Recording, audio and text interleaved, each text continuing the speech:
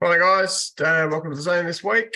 Got some milestones as usual to celebrate. 50th game this week, Mark Housen in the field, Alex McKenzie on the boundary. 100th game to Ian Milson in the field, and a couple of 200 gamers, Aaron Raval, who seems a bit young to get the 200 games, well done, Aaron, and Dave Monahan also in the field. So well done to you guys. As we advertised last week, there's no Zoom next Monday. Instead, we've got the Tackle Your Feeling session at Broadview Footy Club. I know there's a handful of you that have signed up for it, so it'll be good to see a few more. If you're keen to support that session, it's between 6 o'clock and 7:30 at the Broadview Footy Club. It's available for field, boundary and goal. Basically, anyone that's interested. It's being run just for Adelaide Footy League umpires, and I'll send the link in the coaching notes again. All right, so that's all I've got for this week. Before we get on to the quiz, are there any questions at all? Anyone want to bring up anything from the weekend?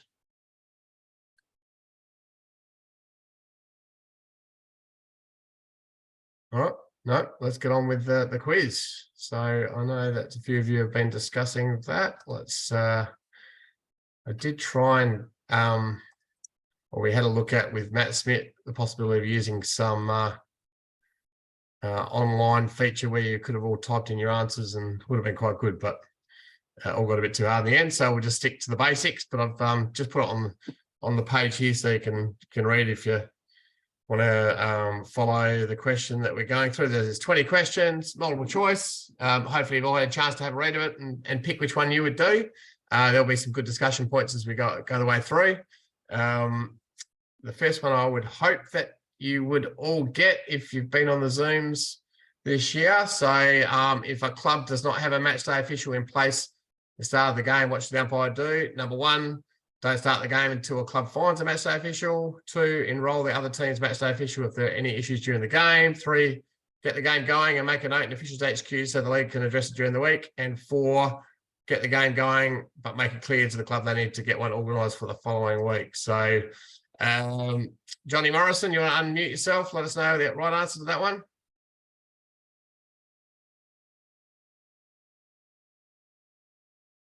Hang on, maybe. Yeah. No. There you go. There we go. Can you hear me now? Yeah, mate. I'll put number 1.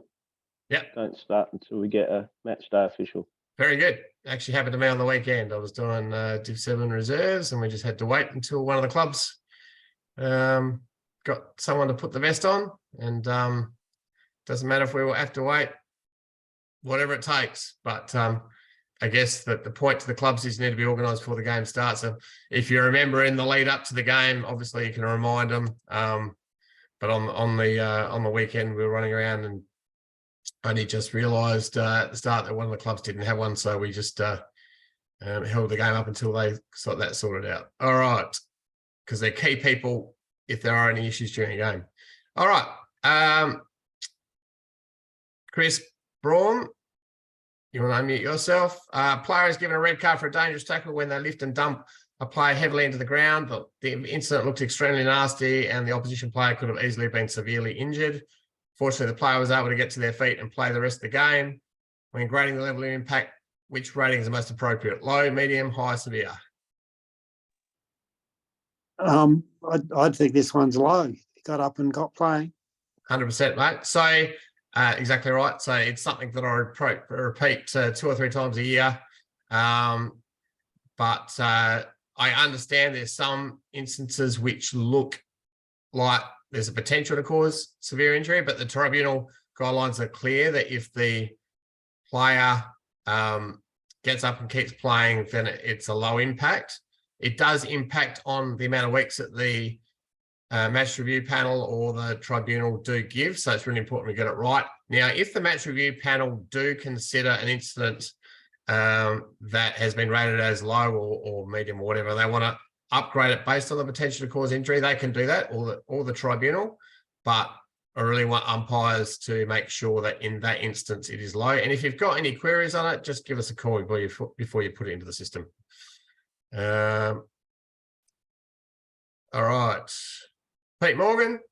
Now, if anyone has any questions as you go through, feel free to unmute yourself and ask. Pete, you can do the next one, mate. A ruckman punches the ball on the full through the goals from a ruck contest. What needs to happen? Throw the ball up again, pay free kick to the opposition ruckman where the ball crossed the line, pay free kick to the opposition ruckman where the ruck contest occur, or give the all clear for a point. What's your answer, mate? Give the all clear for a point. Excellent. Very good. Yes, no deliberate rushed in the Adelaide Footy League. Different circumstance in that instance in the AFL or other leagues, but that's 100% correct. Well done, Pete. Thank you. All right. Dave Palmer, you're always good at this type of stuff, I reckon. Yeah, afternoon, Colin. G'day, mate. All right. A ruckman punches the ball on the full around the ground from a ruck contest. What needs to happen here? So you throw the ball in again, pay a free kick to the opposition ruckman where the ball crossed the line, pay a free kick to the opposition ruckman where the ruck contest occur, or give the all clear for a throw-in. Okay, if the ruckman punches the ball on the full around the ground for a ruck contest, the free kick will be awarded to the opposition ruckman where the ball crossed the line. Correct. Well done, mate. Spot on. Good work. Matt Smith. So Smitty and I were the ones chatting about what was it that you were going to try and set me out with? It didn't quite work out. Mentimeter, it's Yeah. called, Colin. So we'll do it next time. Yeah, next year we'll try and get that. That would be a bit of fun. Everyone would have to type in their right answer and we'd show the percentages of who got what. We'll do that next year when we do it. Smitty, maybe you just want to also go before we go on, just chat about what happened in your game on the weekend. Yeah. So we had a pretty hard contest. Vic Petrozelli and myself. There was a centre throw up. I was in control. The ball was then kicked to the forward pocket, the right-hand forward pocket. So Vic and myself had our eyes on the pocket. And next thing we did a quick scout, and I could see a player in the other forward pocket on the ground, grimacing in pain. So pretty much I could see something had happened off the footy. So when the goal was called, I went over and said, take it easy, guys. None of that. Nothing off the footy. One of the players from Mitcham then came up and said, yep, this guy's hit me, cleaned me up behind play. I said, look, we didn't see it. We were watching the play over in the pocket, and said, look, hopefully the camera got it. But you can, make sure you can put in an investigation or whatever it might be from there. So, as you do, Saturday night, I went through and had a look at the video, and thankfully it was on the video. So the club's done an investigation, and that'll be fixed up then by the tribunal, hopefully. But probably an instance where really important to concentrate on the play. Vic and I were both doing that. And this would have been 50, 60 metres off the footy in the other direction. So, important to have a glance. We went and chatted to it straight away. There was no scuffle because it was so far off the footy. So disappointingly, a guy was, he got up and played the rest of the game. There was a fair bit of niggles. So Vic and I made sure we were really on top of that because it could have blown out into a pretty negative game, but managed it well. And I let Colin know anyway, but Colin said absolutely the league and the club will look at that, and I think they are. So that's a good thing. Yeah. So just so people realise how serious the incident was, the player's been offered 10 weeks. So not a small penalty. And essentially we were really lucky that the video picked it up. And yeah, the process is very much that the club can put in a complaint if there's video or not. We can't see everything, and in this case it's so far off the ball that there was no way the umpires would have seen it. And I guess what Matt and Vic did particularly well on the weekend was just manage the anger and frustration that the opposition side had felt from what had happened, and made it clear that it could be followed up during the week, and that kind of avoided any remonstrations. And fortunately, there wasn't anything else that happened as a result of it. So I just realised, mate, in chatting about how we were going to do this presentation, I sent you the answers. So I've made it a bit easier for you, haven't I? So you can I haven't looked, Cole. Oh, yeah, sure you haven't. All right. It's an easy one anyway, mate. So 2 ruckmen contest the ruck and another player jumps up and hits the ball. What should the umpire do? Pay a free kick, throw the ball up again, call play on and warn the player not to do it again, call play on. I'd go D, Eddie. Call play on. Lock it in. Okay. Yeah, very good. So obviously we don't have a ruck nomination rule. That you can have a third man up. So it definitely play on in Adelaide Footy League is the correct answer. So well done, mate. All right. Let's Rob Kane. Can't see you, but we might be able to hear you. Howdy. You had a fun game on the weekend. Couldn't do A grade, so threw down to West Croydon. You beauty. Players Yep. are well behaved, but you had a bit of fun and games from the sidelines. I understand. So Well, did, yeah. No, it was great. well done for dealing with that, and it's good to hear West Croydon dealt with those issues well. So that's good. All right, player takes the ball out of the ruck and is immediately tackled. Should this be holding the ball? 1, yes. 2, only if the player performing the tackle is the opposition ruckman. 3, only if the player does not make a genuine attempt to dispose of the ball. And 4, no. What's your answer there? It's no, it's no. So he needs to make a genuine attempt, but yeah, given the question, it's no. So you've given me 2 answers really there. Oh well, okay, then it's 3, but it's immediately tackled, so he doesn't really have an opportunity anyway. But So yeah. it is 3 because you can be immediately tackled and wait for the ball up and say it doesn't explain what the tackle's like there. If the one arm is grabbed and like there is an arm free, or even That's right. even if it's they've got to be really making an attempt to get rid of it. But I guess yes, it was before the rule change 3 or 4 years ago. It used to be counted as a proper opportunity that was changed back to not being just like it is everywhere else. But as is the case everywhere else around the ground, if you are immediately tackled and you don't make a genuine attempt, you can be holding the ball. So the answer is 3. Yeah, that's right. Normally they've got their 2 arms up and they get tackled from the waist in the ruck, so they should be able to get a handball in normally. Yeah, well, it's just making that attempt. So if you're happy that they're not able to make an attempt or they're making an attempt, then it's a ball up. Yeah. All right. Thanks, mate. Okay, so I threw this one in. Barry Lewis. You want to unmute yourself, mate?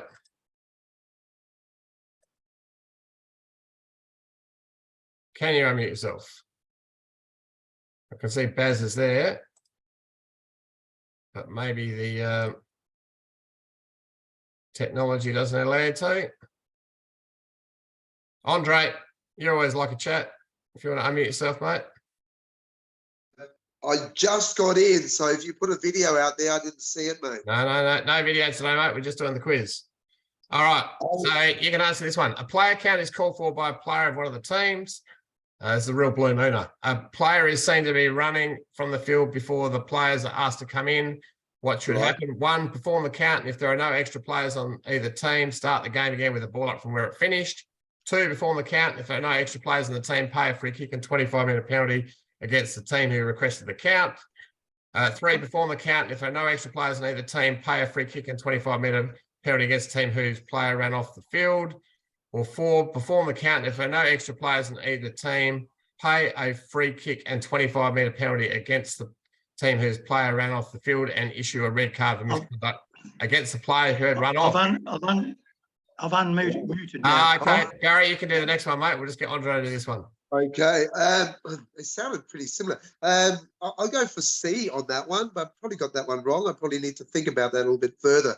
But the red card, I heard that. So I really have to look closely more to that rule. So what was the right answer? Answer is the red card.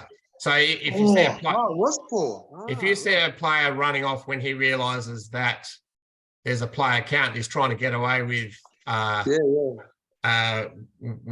with not being counted as part of the count. Right. they need to be red carded, and and it's counted as he's counted as a player. Obviously, when the count was called, Yeah. he was the 19th player on the field. He or she was the 19th player on the field. Yeah.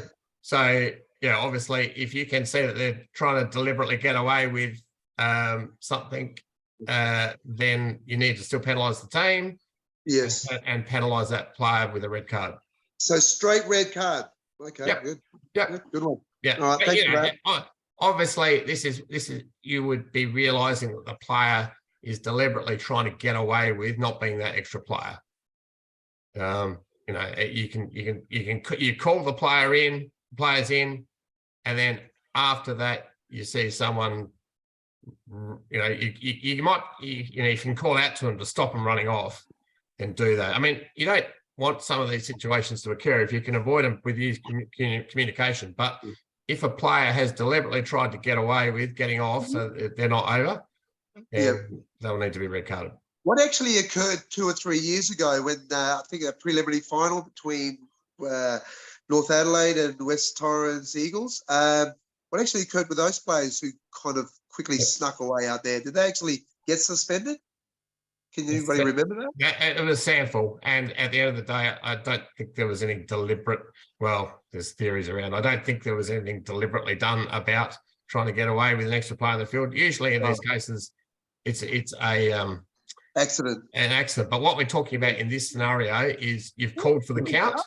You want the players to come in to do the count, and you see a player, instead of coming in for the count, running off to try and get away with not being that extra player on the field. Look, it's such an unusual situation, it'd be very unlikely, and hopefully you can use the communication to avoid them running off. Yeah. All right, thanks, Andre. Barry, you want to have another go at unmuting yourself? Yeah, I'm right, aren't I? Yeah, all good, mate. Loud and clear. All right, you've got the next one. Okay, a player takes a mark, goes back behind their mark, then plays on before other players get a chance to leave the protected area. The player is immediately tackled, causing the ball to spill. What is the umpire's decision? Holding the ball. He had the opportunity, went back behind his mark, bit of time there. Other players who were in the protected areas had no chance to get out there. So he plays on, he gets immediately tackled. Incorrect disposal, holding the ball. Correct. So if you play on for a mark or free kick, that's counted as your prior opportunity. You're right, because the players haven't had a chance to leave the protected area. The moment the player plays on, that protected area disappears, and therefore holding the ball. So it happened in a Crows game earlier this year. It was a showdown, last showdown, when Lockie Scholl, I think, went to play on, and Pal Pepper tackled him. And Curtis Du Bois, the umpire, was onto it and got the decision right. All right, thanks, Barry. Mark Goods. Yes. Okay, similar question, but there is a difference. So a player takes a mark, goes back behind their mark, looks around for options, then plays on.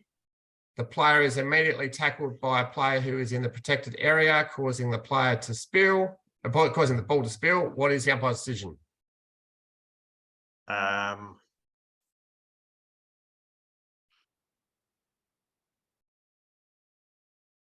Hopefully I've worded this one well enough. It could be a little bit ambiguous.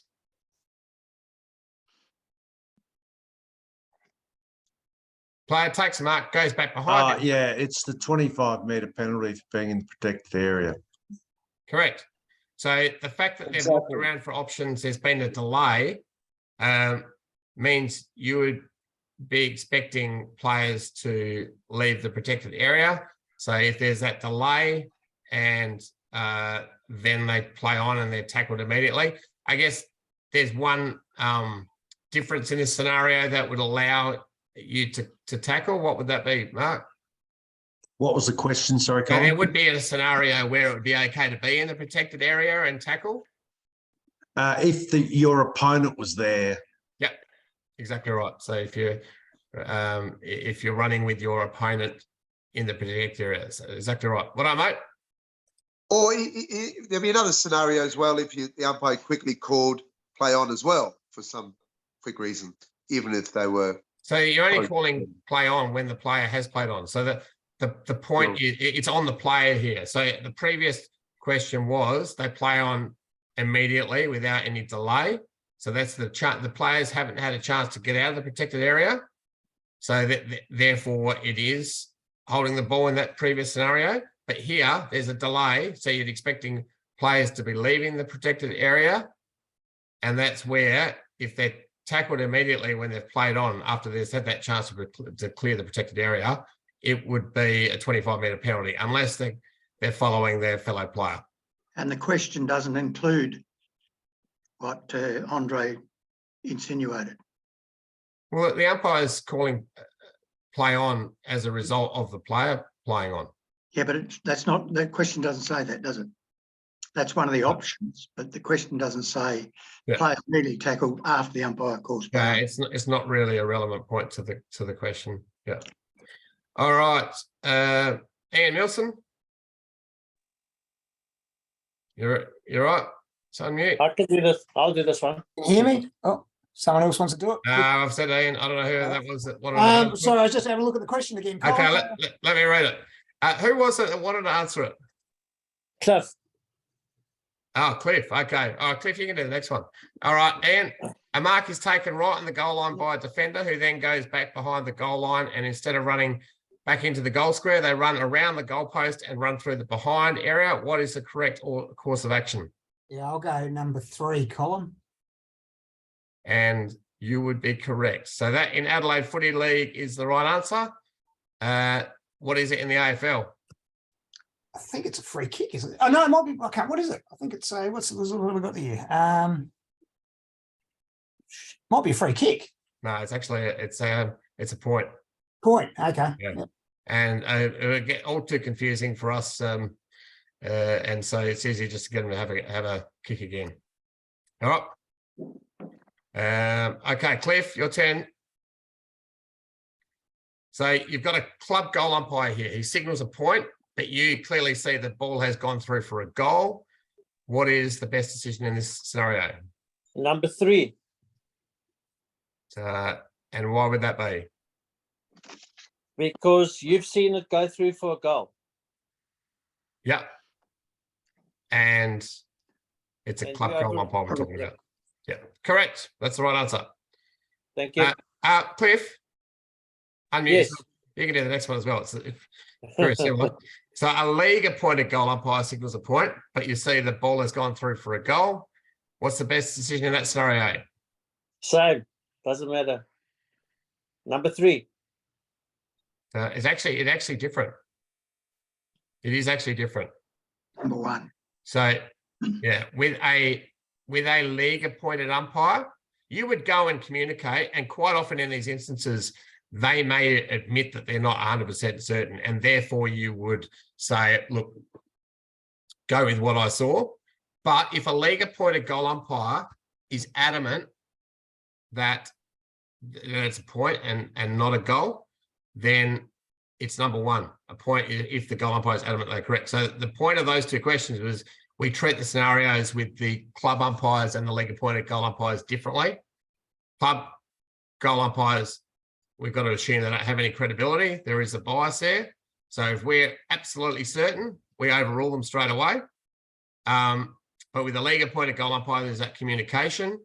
And if you are sure, if they are sure about it, then we go with the goal umpire. So all good? Yes, I normally go in and have a chat with him first and see if they want to stick with it or if they want to stick to what they saw. 100%. Communication in these scenarios is important, but at the end of the day, if it comes back to you both think that you're right, well, you go with the league appointed goal umpire, but you don't with the club goal umpire. I have actually seen many of a time of umpires overruling goal umpires, especially the most obvious ones, or if they fell down or they're unsighted, etc. So it happens more often than not, actually. Yeah. So in most of our footy, we're dealing with club goal umpires. So you are going to get quite a bit of overruling. But if you're dealing with a league appointed umpire, you have that communication, and if they really want to stick to their guns, then you let them have the final say. But as I say, quite often they're okay to have that conversation. All right, Hilly. Thanks, Colin. I knew you'd choose the hard one for me. Yes, I know this is a beauty. This is a good one. All right. Add a kick in after a point. Actually happened to me in a women's final last year, so I thought I'd throw it in. Add a kick in after a point. The umpire sets the mark 15 metres out from the kickoff line for the attacking player to stand. The defender with the ball runs out of the goal square and immediately the teammate shepherds the player on the mark, which means they cannot run towards the player with the ball. What is the right decision? Play on, free kick to the attacking team where the ball is, free kick to the attacking team where the shepherd occurred, or 4, defender has to take the kick again. So the contact is obviously outside the 5 metre zone. So free kick to the attacking team. So as far as where the ball, where the free kick's taken, obviously it's the best advantage to the team, which is closer to the goals where the ball is. So I've said number 2. Spot on, mate. That's why we have you as a coach. So that is, and we wouldn't really want that to occur, but that is the right answer. So if you see a player going to shepherd a player on the mark, tell them to get away. Tell them you can't shepherd that far out. Stay clear. Now, if they're running alongside them, there's a big difference between that and a proper shepherd. So when I paid the free kick last year, the girl who went to the player on the mark, and she's 20, 25 metres away from the player with the ball. She's bumped her to the ground. And so it was a really obvious, like she's illegally shepherding. And so they end up having a shot for goal in a close game. It was a pretty big call and a very unusual circumstance. But you would try and avoid that scenario. If you can see the player lingering with the player on the mark, you let them know really clearly that you can't shepherd more than 5 metres from the ball. So make sure you don't do it. Any questions or comments on any of that? It's an interesting scenario. And as I said, I brought it up because I paid one last year. But Hilly, well done. You answered that extremely well. Ben Kernich, I know that you just joined just before, mate. You want to unmute yourself and have a go at the next one? Yep. All right. What's happened to the video, mate? Can't see you. It's all right. No, I'm at home. Oh, good. All right. So during the last quarter of a close B grade game, which has no time on, a player kicks the ball through for a goal to put their side in front. A teammate goes to collect the footy and takes their time to return the ball to the umpires. What should the umpire do? And this has happened to me, and it's happened to someone else. And when we get to finals, it's or any game really, any close game in a game with no time on, it's something you have to be aware of. So what should you do? Pay a free kick for time wasting in the middle of the ground, pay a free kick for time wasting on the goal line, warn the player if they don't hurry up that a free kick will be paid, or 4, instruct the timekeepers to stop the clock. What do you reckon, mate? Well, you could probably do any of them. I'd probably warn the player, but you could pay a free kick for time wasting. There is one answer, and you're on the right track. So give us your definitive answer. If they were taking their time, I'd to pay a free kick in the middle of the ground. Okay, so no, actually, 3. You were on the right track initially. So we don't want to pay free kicks in this scenario. So you really want to communicate and hurry them up. And if you warn the player strongly enough, they'll hurry up. So obviously, if they're going to ignore you, then you would pay a free kick, and you would pay a free kick if they're near the goal line, on the goal line, give another shot for goal. But you really don't want to do that. It is a matter of warning them. They'd have to be like kicking the ball over the fence or something multiple times. But it could also be hanging on to it and just holding on to it so they chew up time. But you would only want to pay free kick if you've warned them, because it has been an umpire in a game who paid a free kick straight away, and I didn't like it, and we really don't want that. Technically you could say that it's the right thing to do, but it really isn't. You in those scenarios, we want to communicate, and if you are really aware that a player is trying to chew up a bit of time, communication can normally fix the situation. All right. I've seen in a game once, it was like 2 minutes to go before the end of a B grade game, and there was a ball up in the 50 and a player went down like he'd broken his leg. And then he was running around after the game and they won. So, yeah, so that's something else you really have to be aware of. It's tricky. It is really tricky. And, you know, there are sometimes players go down and they are hurt, but they can be treated without necessarily holding the game up. And in games with time on, you really only want to stop the clock stop the game for cases where there's a stretcher required or they're getting in the way of the play. So yes, you just need to be aware of potential time wasting measures. Matt Harris, do you want to unmute yourself? sorry, Cole, just another one going on this, not to waste too much time. Mel and I had in a women's game 2 weeks ago, someone went down like with a high head knock late in the 4th quarter. And we sort of instructed like the time off with the arm up, but the timekeeper didn't blow time off. So is that the right decision? We're about to get onto that coming up, I think. Or if we're not, I'll just answer it. So essentially, it's not our job to instruct the timekeeper to add on time. Actually, there is a question coming up. We'll get to that in a minute. All right, Matt.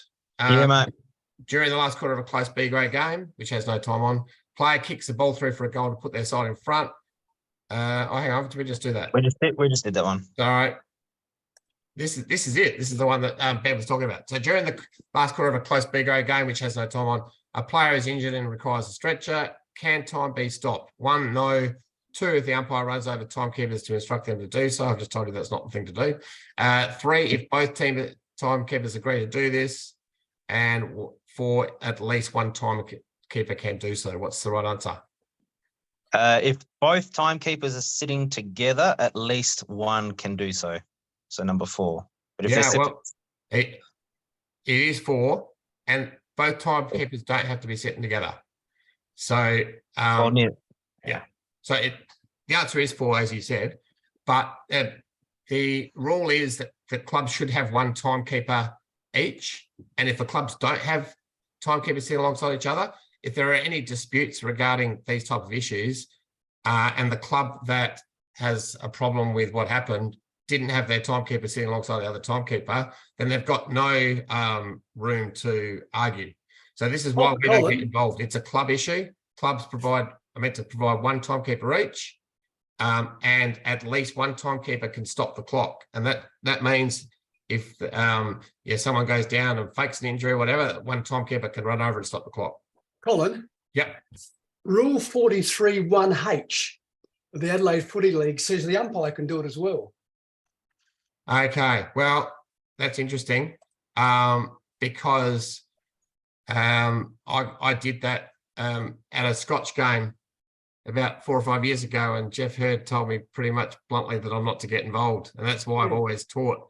It says that it can be either desire of either of the officiating timekeepers or a field umpire. So you put your hand up to call for time? I don't know. I think you'd have to go across and actually. No. So what I'm telling you, this is from Jeff and from what I'm told. Let's not get involved and tell the timekeepers. It's up to them. As I said, if a club has a problem with it, it's because their timekeeper's not sitting alongside. You can put your hand up to stop the clock. It's up to the timekeepers to actually stop the clock. Okay. Yeah. All right. Again, a lot of these are a bit of experience I've learned as I've gone. I've learned by doing the wrong thing. So just to clarify that, so it's under their discretion.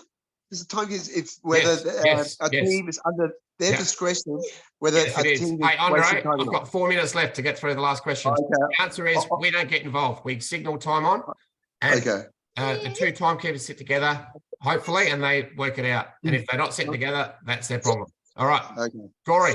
A ball was kicked up the line. An opposition player who's on their own should be able to pick it up. Instead, chooses to have the ball to roll out play. What's the right decision? 1. Yes, correct. Exactly right.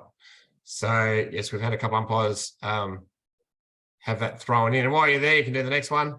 A ball is kicked up the line. Opposition player. It's another player from touch the ball before it rolls out was the right decision. Yes. Two. Yep. Thank you, mate. And I think we're almost near the end. Yep. So if we could have Rob Midland. As the ball bounces along the ground about 10 metres out from a goal, defender is on their own, punches the ball with force over the goal line with no other intention of doing anything else. What should the umpire do in that instance? 1. Give you all clear for a point. Yes. No deliberate rush to the LA footy league. And Rob, you can do the next one as well. Similar scenario, but around the ground. As the ball bounces along the ground about 10 metres out from the boundary line, defender who is on their own punches the ball with force over the boundary line with no other intention of doing anything else. What should the umpire do here? Had this on Saturday. 4. He did that on Saturday. Oh, very good. So, yes, we can pay a free kick for deliberate, and that is on the interpretations video. That's what I told the players, and they don't watch the video and said we don't pay deliberate. Yeah, no. Well, we don't pay deliberate rush. We can still pay deliberate out of bounds. And Gory, you can unmute yourself and answer the last one. No. Yeah. An umpire attends every training session. Umpires at Division 1 level receive great feedback from observers, but does not want to pay for an umpire association membership. The answer is no, you will not get a grand final. Bad luck if you don't want to support your fellow umpires. You don't deserve the rewards. So make sure you sign up as, even if you're not going to get a grand final, it's the right thing to do to support the umpire association. And that's the policy we've had for a few years, and that won't be changing. So, all right, I managed to get through it. We've got a minute and a half left. Any final comments or questions? Yeah, Colin, David here. The relation to the player count. Now, if the player who ran off the field is issued a red card for misconduct for failing to remain on the field during the player count, does the team have to have one player off the field as punishment for the red card? Yep, it's a standard red card procedure. I hope that you never see that. I had 30 years and I finally had my first player count the other week, and none of the players tried to get off.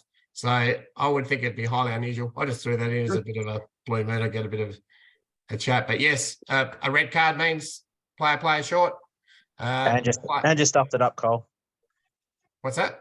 And you stuffed it up. Restarted too soon. Oh, didn't let the goal umpires get back to their position. Yeah, but as the whistleblower said, I was just helping their fitness out.